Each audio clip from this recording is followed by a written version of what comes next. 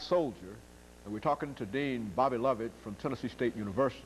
And Dr. Lovett, before we had our second commercial break, we were talking about African Americans and the Constitution.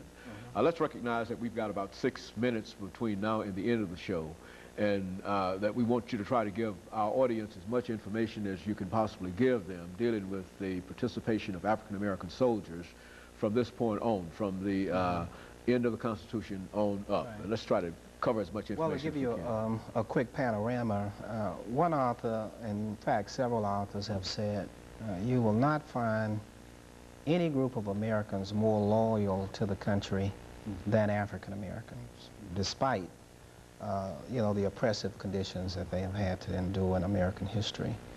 And if you look at all of the wars, the next one is the War of 1812, the Civil War, the Spanish-American War, World War I, World War II, Korea, Vietnam War. African-American soldiers have had key roles in those particular wars, American wars, and have always fought with a great deal of loyalty and for the country, despite whatever conditions they had to endure back home. In the Civil War, for example, 179,000 African Americans participated on the Union side. In Tennessee, for example, 20,133 of that 179,000 were from Tennessee, for example.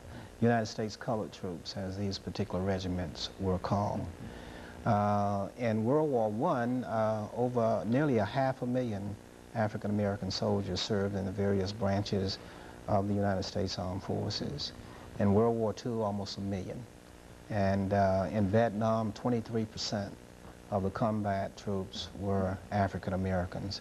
And unfortunately, almost a quarter of the casualties in Vietnam were African Americans in that particular war. So African Americans, since the Revolutionary and the colonial wars, have always served with a great deal of loyalty. So as Memorial Day comes around, people have to understand that African Americans really don't like disloyalty, you know, toward the country, and that's one of the reasons some of them were upset last year when Confederate groups took part in the Memorial Day and Veterans Day parades. Those groups are considered by us to be disloyal. They did commit treason over their ancestors, and African Americans take that seriously.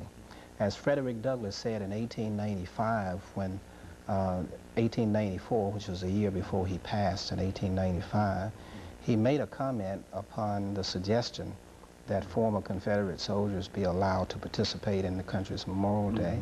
And he said those who were disloyal to the country should not participate, because that is for loyal American soldiers, not people who tried to tear the country asunder, people who committed treason against the country, and people who tried to enslave other Americans. Douglass says that you cannot resurrect an evil man and make him good. Death does not make a man who was evil good. And some people try to make heroes after people after they have dead and gone and forget what they have done. He said that you cannot forgive and forget, that history and the past is not dead and cannot die, said Frederick Douglass. Dr. Lovett, but we've got about a couple minutes, but what has been the reaction to white Americans to African American soldiers over the last couple of minutes that we have? I mean, well, the reaction has been by most historians and who control what the public thinks, is to try to gloss over those chapters of African American history, to try to ignore. As Bill Cosby says in a film that he made, black history has been lost, stolen, or strayed from the history books. And so there's a lot that's been just simply left out. And history, as you know, has an ultimate objective: to research from the facts, the truth, in capital letters, T-R-U-T-H. You can't tell half the truth. You can't tell part of the truth. You must tell the whole truth. And so a lot of our history books are filled with lies because they're not the whole truth. You can't leave out some people and put in other people. You can't glorify what is evil.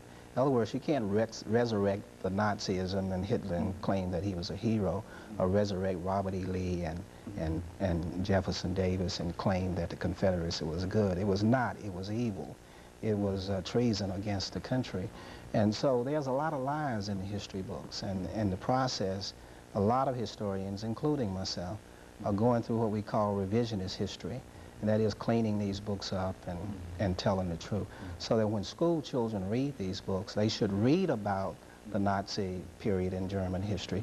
They should read about the Confederate history in American history, but they should know that this is evil and this is good. That's what history is for. It's a lesson to show us what's good, what's bad, and how to avoid repeating the bad things in our history. Dr. Lovett, let me thank you during this last few seconds that we have for giving us the time to talk about the African American experience, and especially black soldiers during this period. We know how very, very busy you are, and the time that it took to come to us this morning. We know that there are many, many other things that you could have been involved in and that you are involved in, but nevertheless we do think that it is very, very important that during this Memorial Day 1996 that the American people have an opportunity to understand and to hear some of the things dealing with the African American experience, and especially the black soldier. And let me thank you for tuning in, and we encourage you to tune in next week for another informative edition of Comments. Thank you and good morning.